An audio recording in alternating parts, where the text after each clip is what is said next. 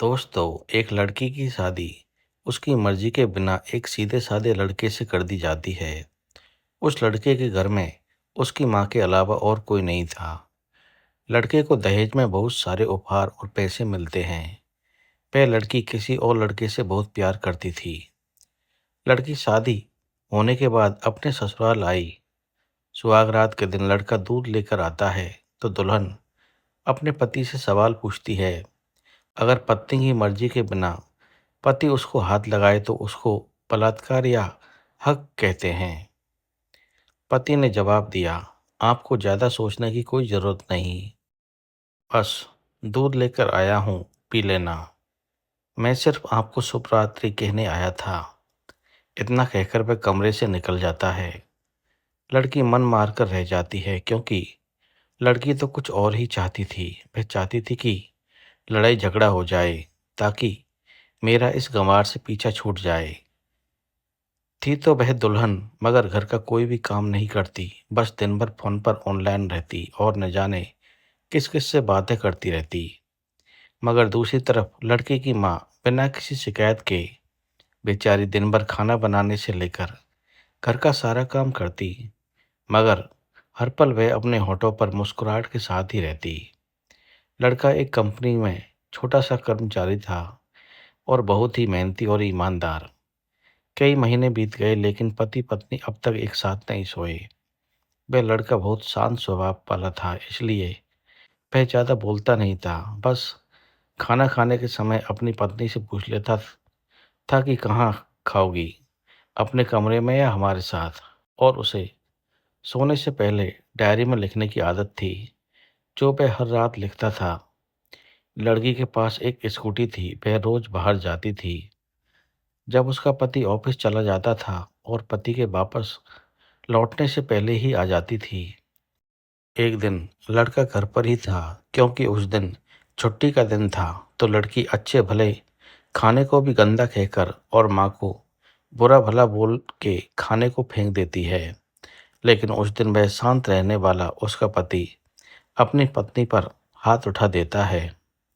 मगर माँ अपने बेटे को बहुत डांटती है।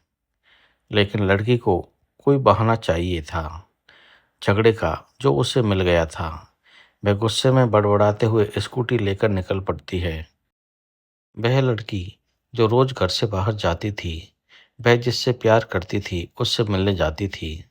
वह लड़की उस लड़के को बहुत चाहती थी, मगर उसे पता था कि हर लड़की की एक हद होती है जिसे इज्जत कहते हैं।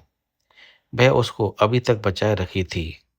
उधर लड़की अपने प्यार के पास पहुंच जाती है और कहती है, अब तो मुझे एक पल भी उस घर में नहीं रहना।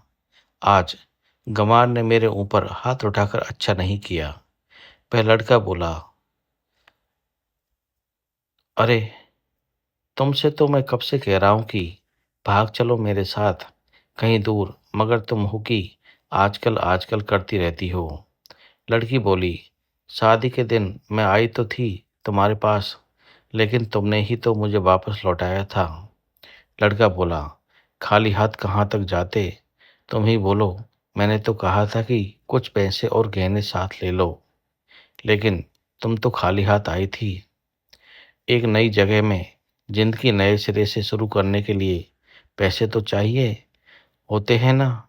लड़की बोली, तुम्हारे और मेरे बारे में जानने के बाद मेरे घर वालों ने बैंक की पासबुक और एटीएम और मेरे गहने सब रख लिए थे, तो मैं फिर क्या करती, क्या लाती अपने साथ में।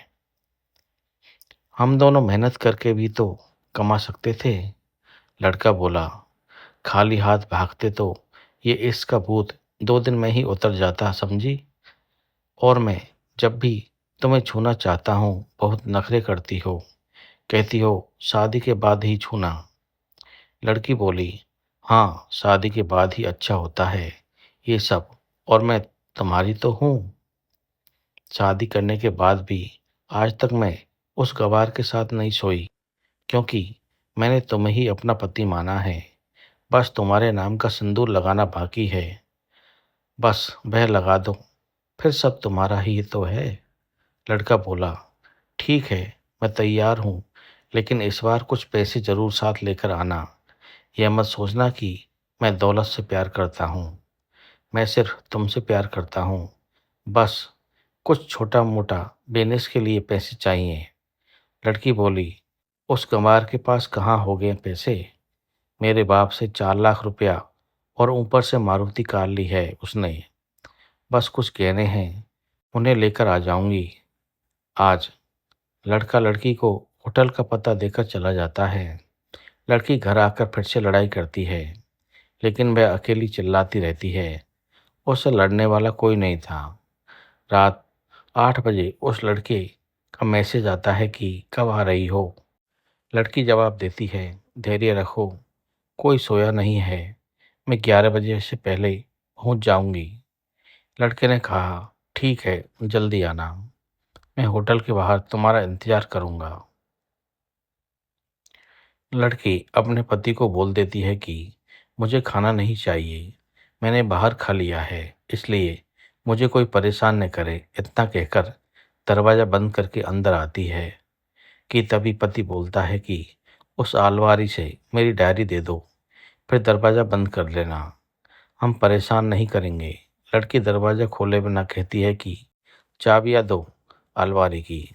लड़का बोला, तुम्हारे बिस्तर के नीचे है चाबी। मगर लड़की दरवाज़ा नहीं खोलती, बल्कि ज़ोर ज़ोर से गाना सुनने लगती है। पति बाहर कुछ देर दरवाज़ा पीटता है, फिर हार कर चला जाता है। लड़की ने बड़े ज़ोर से गाना बजा रखा था। फिर वह अलमारी खोलकर देखती है, जो उसने पहली बार खोली थी, क्योंकि वह अपना सामान अलग अलमारी में रखती थी। अलमारी खोलते ही वह हैरान हो जाती है। अलमारी में उसके अपने पासबुक और एटीएम कार्ड थे, जो उसके घरवालों ने छीन के रखे लिए थे। खोलकर चेक किया तो उसमें वह पैसे भी जमा थे, जो दहेज में लड़के को मिले थे, और बहुत सारे गहने भी, जो एक पेपर के साथ थे, और गहने भी लड़की के नाम से ही थे। लड़की यह देखकर बहुत हैरान और परेशान हो गई थी। फिर उसकी नज़र डायरी पर पड़ती है, और वह जल्दी से डायरी निकालकर पढ़ने लगती है। डायरी में लिखा था, तुम्हारे पापा ने एक दिन मेरी माँ की जान बचाई थी, अपना खून देकर। मैं अपनी माँ से बहुत प्यार करता हूँ, इसलिए मैंने झुककर आपके पापा को प्रणाम करके कहा कि आपका ये एहसान कभी भी नहीं भूलूंगा। कुछ दिन बाद आपके पापा हमारे घर आए, हमारे तुम्हारे रिश्ते की बात करने। मगर उन्होंने आपकी हर बात हमें बताई कि आप एक लड़की से बहुत प्यार करती हो। आपके पापा आपकी खुशी चाहते हैं, इसलिए वह पहले उस लड़के को जानना चाहते थे जिससे आप प्यार करती हो, क्योंकि आप अपने पापा की प्यारी जो थी, और हर बाप अपनी बेटी के लिए एक अच्छा ईमानदार लड़का चाहता है। उसके पापा ने खोजकर पता लगाया कि आप जिससे प्यार करती हो, वह लड़का आपसे पहले ही कितनी ही लड़कियों को धोखा दे चुका है, और पहले शादी भी हो चुकी है उसकी, लेकिन आपको बता नहीं सके, क्योंकि उन्हें पता था कि ये जो इश्क का नशा है, वह हमेशा अपनों को गैर और गैर को अपना समझता है। एक बाप के मुंह से एक बेटी की कहानी सुनकर मैं हैरान हो गया। शायद ही कोई बाप यहाँ तक सोचे। मुझे विश्वास हो गया था कि एक अच्छा पति होने का सम्मान मिले या ना मिले, लेकिन एक दामाद होने की इज्जत मैं हमेशा पा सकता हूँ। दहेज से मिले सारे पैसे मैंने तुम्हारे खाते में ट्रांसफ़र कर दिए हैं, और तुम्हारे घर से मिली गाड़ी आज भी तुम्हारे घर पर ही खड़ी है। वह गाड़ी मैंने इसलिए भेजी ताकि वह तुम्हारे उससे प्यार हो जाए तो दोनों साथ चलेंगे कहीं दूर घूमने। दहेज के नाम से नफरत है मुझे, क्योंकि मैंने दहेज में अपनी बहन और पापा को खोया है। मेरे पापा के आखिरी शब्द भी यही थे कि किसी बेटी के पास बाप से कभी 1 रुपया भी ना लेना, मर्द हो तो कमा कर खिलाना। फिर आगे लिखा था कि तुम आज़ाद हो, कहीं भी जा सकती हो। डायरी के बीच पन्नों पर तलाक के पेपर हैं, जिस पर मैंने पहले ही दस्तखत कर दिए हैं। जब तुम्हें लगे कि अब इस कमार के साथ नहीं रहना, तो तुम दस्तखत करके कहीं भी अपनी सारी चीज़ें लेकर जा सकती हो। लड़की अचंभित व परेशान थी। ना चाहते हुए भी गंवार के शब्दों ने उसके दिल को छू लिया और गंवार के अनदेखे प्यार को महसूस करके उसकी पलकें भीगी हुई थी। डायरी में आगे लिखा था, मैंने तुम्हें इसलिए मारा क्योंकि आपने माँ को गाली दी थी, और जो बेटा खुद के आगे माँ की बेइज्जती होते सहन कर जाए, फिर वह बेटा कैसा। आगे चलकर आपके भी बच्चे होंगे, चाहे वह किसी के साथ भी हो, तब तुम्हें महसूस होगी माँ की महानता और प्यार।